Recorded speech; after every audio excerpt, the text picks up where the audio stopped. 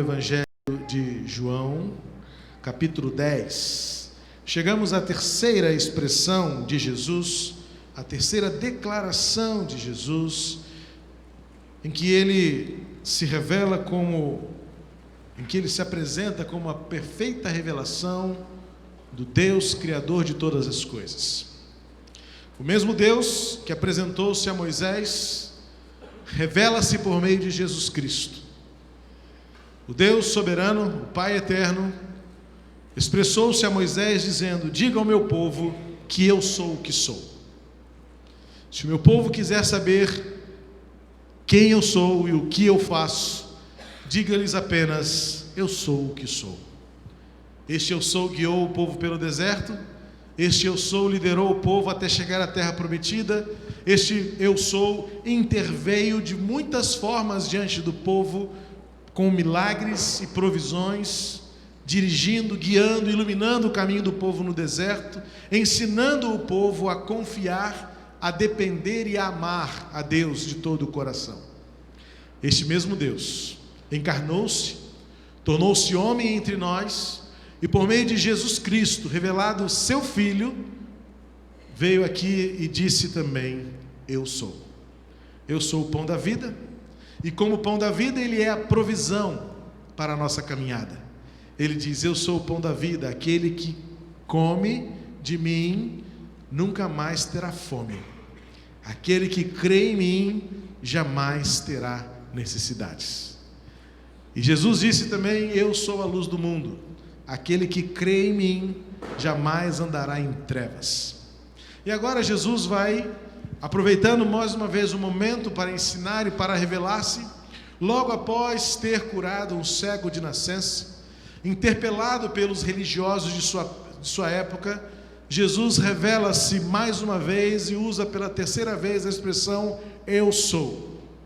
E ele diz: eu sou a porta das ovelhas. Diz assim a palavra de Deus em João capítulo 10, vamos ler os versos 1 ao 10. Diz assim Jesus: eu lhes asseguro que aquele que não entra no aprisco das ovelhas pela porta, mas sobe por outro lugar, é ladrão e assaltante. Aquele que entra pela porta é o pastor das ovelhas. O porteiro abre-lhe a porta e as ovelhas ouvem a sua voz. Ele chama as suas ovelhas pelo nome e as leva para fora. Depois de conduzir para fora todas as suas ovelhas, vai adiante delas, e estas o seguem, porque conhecem a sua voz. Mas nunca seguirão o estranho. Na verdade, fugirão dele, porque não reconhecem a voz de estranhos. Jesus usou essa comparação, mas eles não compreenderam o que eles estavam falando. Então Jesus afirmou de novo: digo-lhes a verdade, eu sou a porta das ovelhas. Todos os que vieram antes de mim eram ladrões e assaltantes, mas as ovelhas não os ouviram. Eu sou a porta. Quem entra por mim será salvo. Entrará e sairá e encontrará pastagem. O ladrão vem apenas para roubar, matar e destruir. Eu vim para que tenham vida e a tenham em abundância. Eu sou a porta. O versículo-chave desta afirmação de Jesus é o versículo 9, é o versículo em que Jesus, de forma resumida, reafirma aquilo que os seus seguidores precisavam entender, aquilo que os religiosos da sua época fizeram questão de não entenderem, e aquilo que nós hoje ainda precisamos compreender: quem é Jesus e o que ele faz por nós. Como acabamos de refletir no momento de oração e intenção deste culto, vivemos tempos em que a ansiedade é a marca desta geração.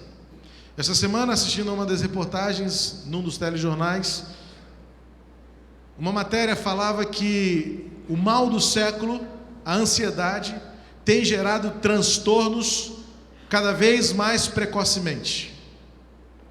Crianças de 8 a 9 anos já estão sofrendo de síndrome do pânico. Crianças estão tendo a sua infância roubada porque já estão vivendo a ansiedade que até tempos atrás era comum ou era mais presente em adultos. Quando as mulheres entravam na menopausa, os homens na tão explorada andropausa, em que nossos hormônios se alteram pela última vez, em que a fisiologia do corpo, em que o comportamento se altera, preparando-nos para entrar na fase da velhice. Aliás, falar em velhice, essa semana eu vivi uma experiência, no mínimo, intrigante. Quinta-feira foi dia do idoso, e eu fui à escola da Letícia, estar com a direção lá, precisava pegar alguma coisa e conversar com a coordenadora. E ao chegar lá, estacionei o carro e percebi um grande movimento no estacionamento do Norte Shopping. Havia uma barraca da Secretaria, acho que de Ação Social, junto com a Guarda Municipal, e o Detran também estava lá. E eu logo percebi que havia um movimento e vi que era alguma coisa em relação ao Dia do Idoso. Quando eu estava me aproximando da entrada, eu olhando para a barraquinha assim do meu lado, de repente uma senhora chegou por aqui e falou rapidamente assim: "O senhor já pegou o seu cartão?"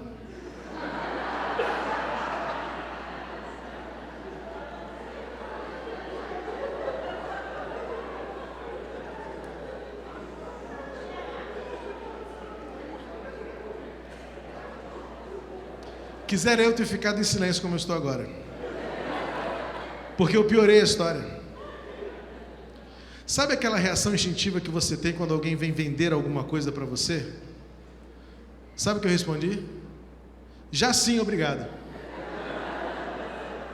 Eu demorei a raciocinar, depois disse: essa senhora me chamou de idoso. Quase que eu voltei para bater nela, mas eu não podia, porque era dia do idoso, e porque pastor não bate ninguém. Ainda que tenha vontade às vezes, mas não pode, e não farei. O que ela viu em mim para me chamar de idoso?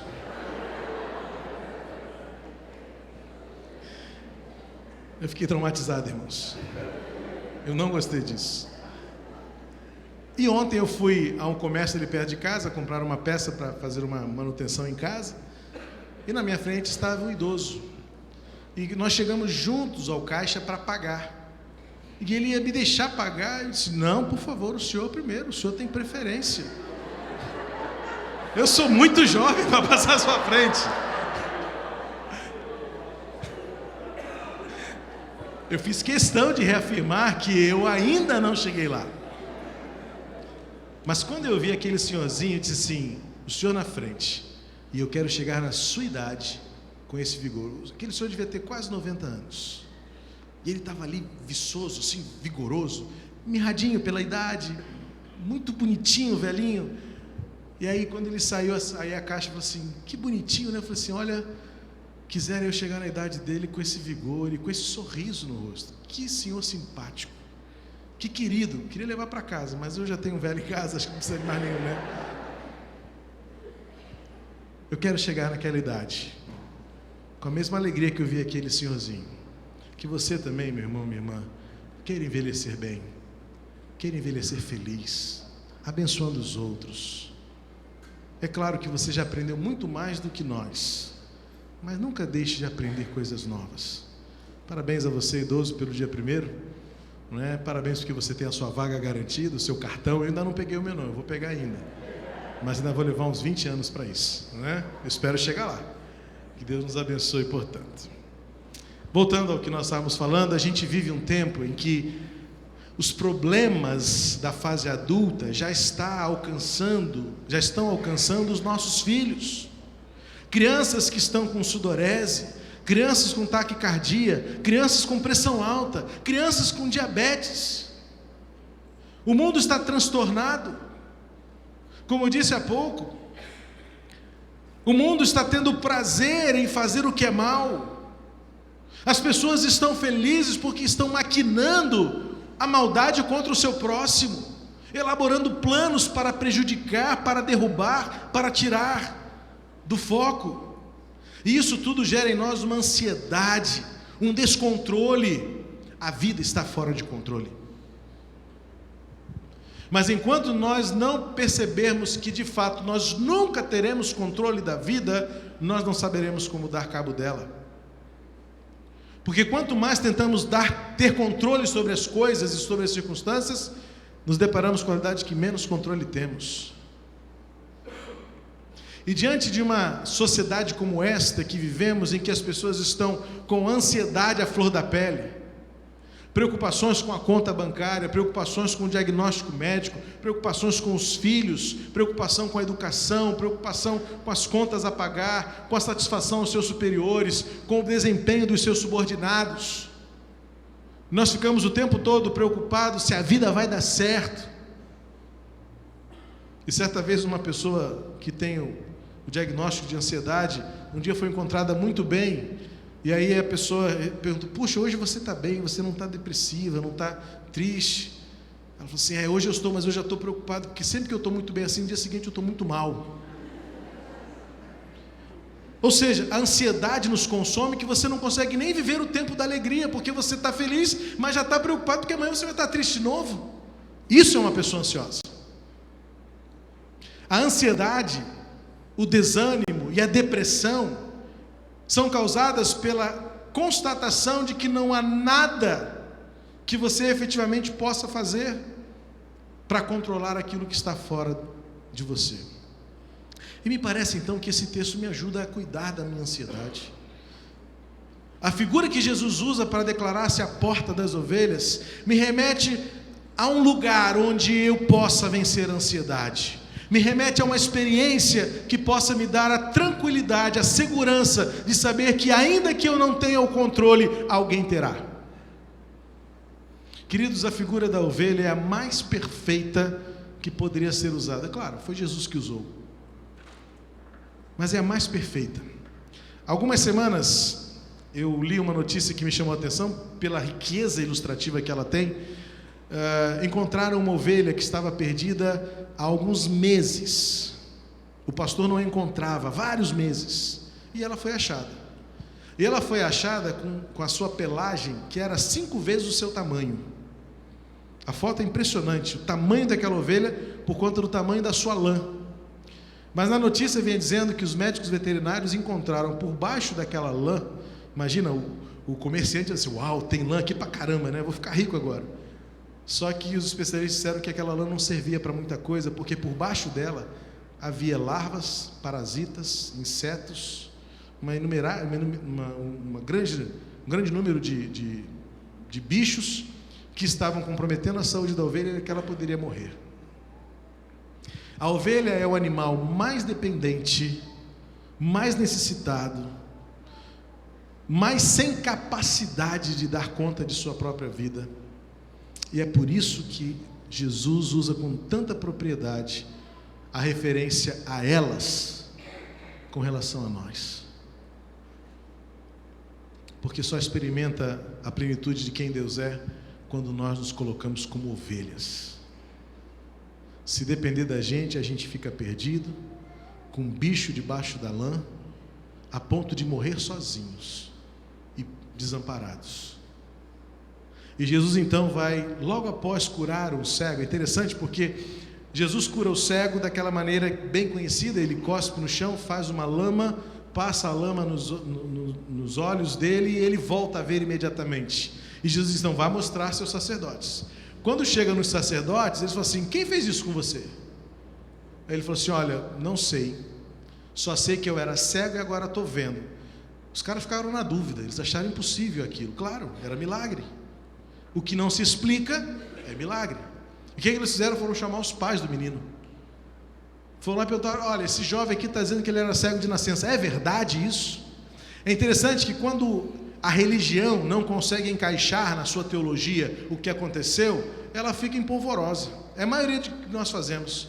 Quando a experiência vivida, quando o milagre acontece, quando a gente não tem resposta dentro do quadrado, da caixa da nossa teologia, a gente fica assim: não é possível. Mas é por isso que é milagre, porque não é possível. E então eles se surpreendem com aquilo, e eles então mandam ele a Jesus e falam: que história é essa desse homem curar você? E ele volta para Jesus e fala assim: olha, eles estão duvidando. E Jesus pergunta para aquele jovem: e você, duvida também? Ele diz: não, eu estou vendo, eu creio. E diz o texto do capítulo 9 que ele se prostra diante de Jesus e o adora. E então entra o capítulo 10, em que João narra as palavras de Jesus, dando continuidade. Então parece-me que Jesus está se dirigindo àqueles fariseus, Aqueles religiosos que não conseguem compreender o milagre de Deus, que não conseguem na sua teologia, na sua tradição, inserir o novo de Deus. E Jesus fala assim: olha só, tem muita gente que acha que pode entrar no aprisco, mas se não entrar pela porta, não é pastor. Tem muito que está tentando dar a volta pelos fundos ou entrar pela janela. Esses são ladrões e assaltantes, então muito cuidado. E Jesus mais adiante fala assim: antes de mim muitos assaltantes vieram, muitos ladrões tentaram, mas só um é a porta. Soa esquisita essa afirmação? Soa antipática? Soa antissocial e diria politicamente incorreta? Mas ainda bem que não sou eu que estou dizendo, é a palavra. É uma só Jesus. Dentro do próprio meio que se diz cristão, existe uma flexibilização da verdade, e a gente então começa a achar que possa haver sim outras portas, que possa haver sim outro caminho, que possa haver outra entrada. Mas eu tenho a segurança de dizer, ainda que isto soe politicamente incorreto para o mundo de hoje, eu me apego à Bíblia para dizer: só uma porta, só uma passagem. E esta passagem é Jesus, suficientemente Jesus. Por quê? Por que Jesus, sendo a porta, Ele é a resposta para este tempo de ansiedade?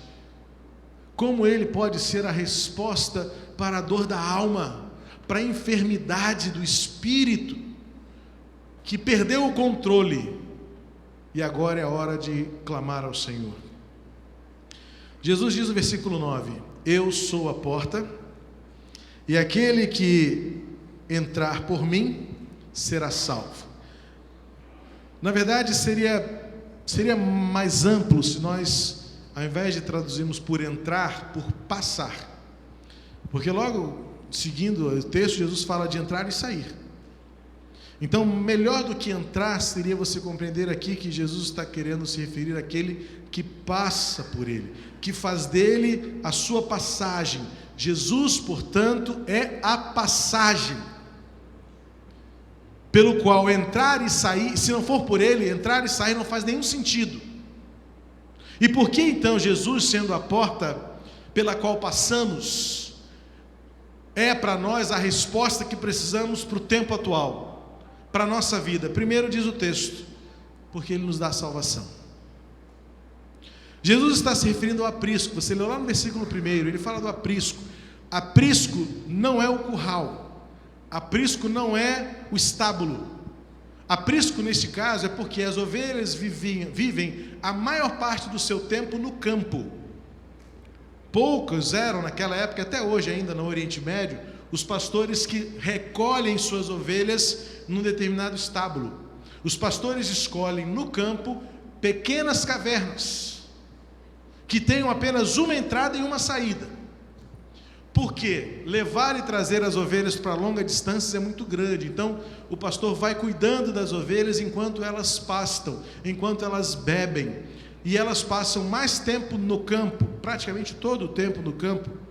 Então as ovelhas são recolhidas num aprisco, e por aprisco entenda-se um orifício, uma pequena caverna, onde o pastor as coloca ali dentro todas as noites, ou durante o dia, quando existe alguma mudança de temperatura, ou alguma mudança de tempo climática, que ofereça risco à sensibilidade daqueles animais. E então, o pastor, sabendo que naquela caverna apenas uma entrada e uma saída, ele põe-se à porta dela, para proteger aquelas que entraram, e para impedir que qualquer outro entre, e também que elas saiam. Por isso a passagem de entrar e sair. E Jesus diz: aquele que passa por mim está salvo, porque dentro do aprisco não há perigo.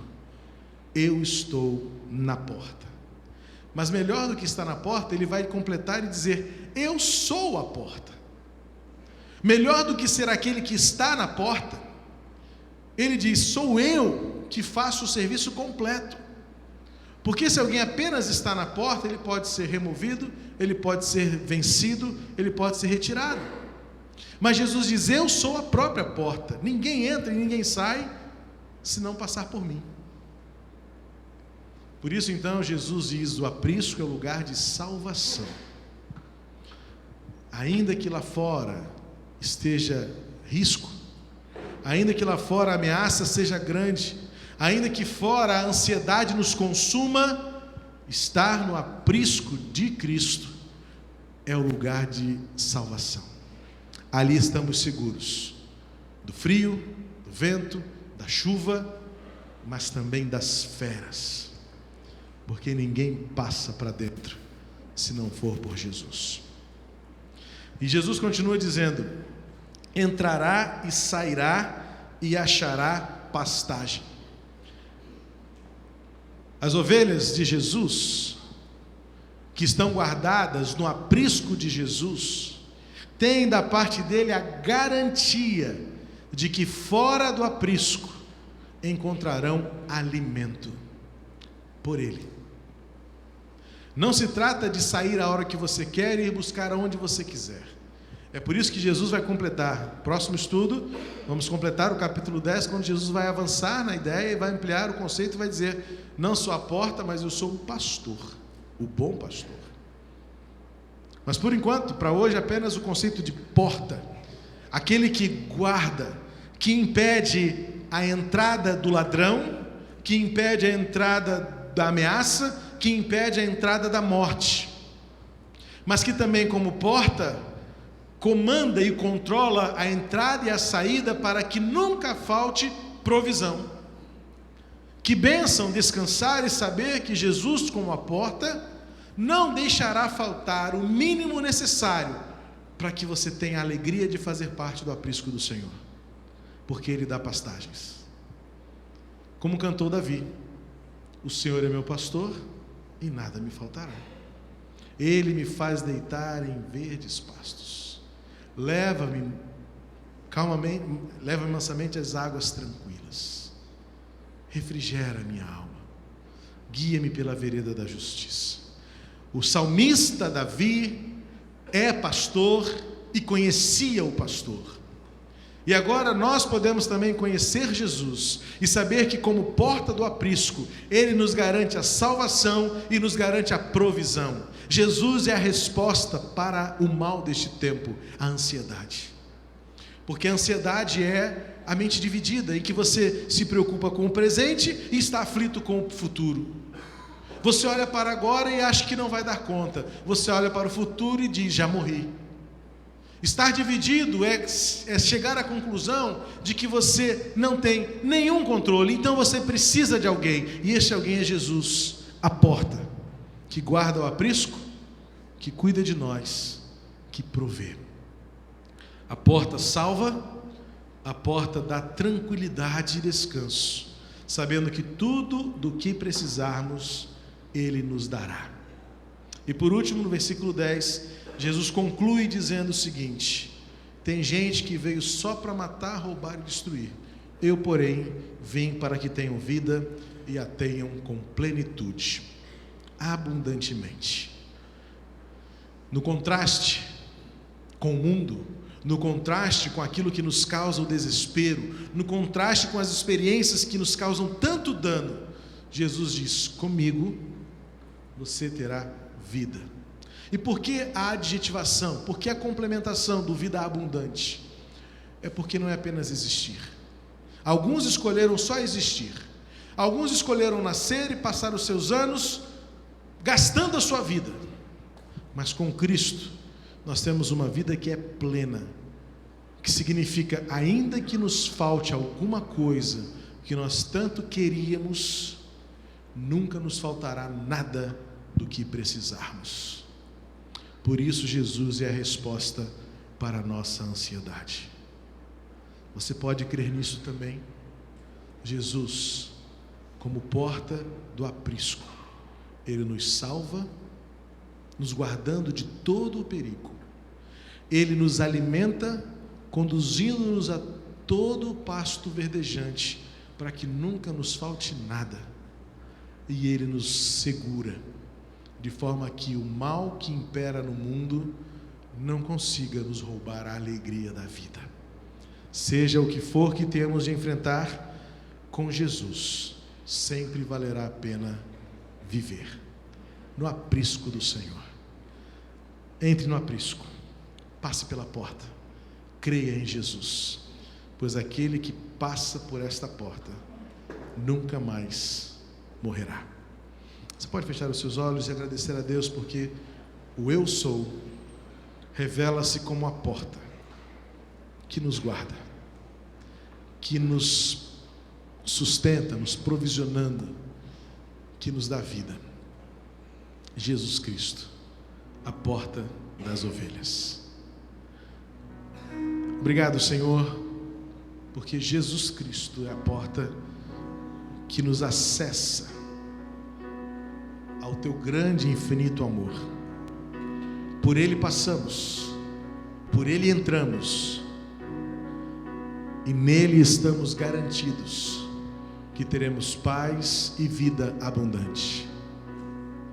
Ainda que o mundo decaído se degrade cada vez mais, Jesus continuará fazendo a nossa vida valer a pena, porque estamos guardados no teu regaço, guardados no teu aprisco.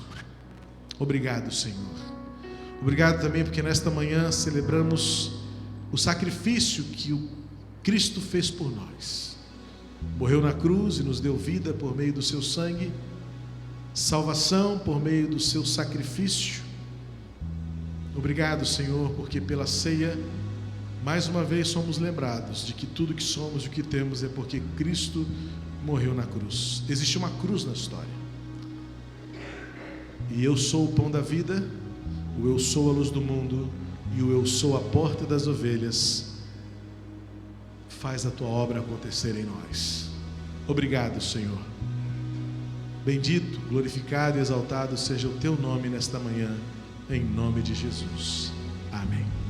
Convido os diáconos a se posicionarem conosco aqui à frente e quero convidar você a sentar-se conosco à mesa do Senhor, dedicando a Deus este tempo de gratidão pelo sacrifício vivo que Ele fez em nós.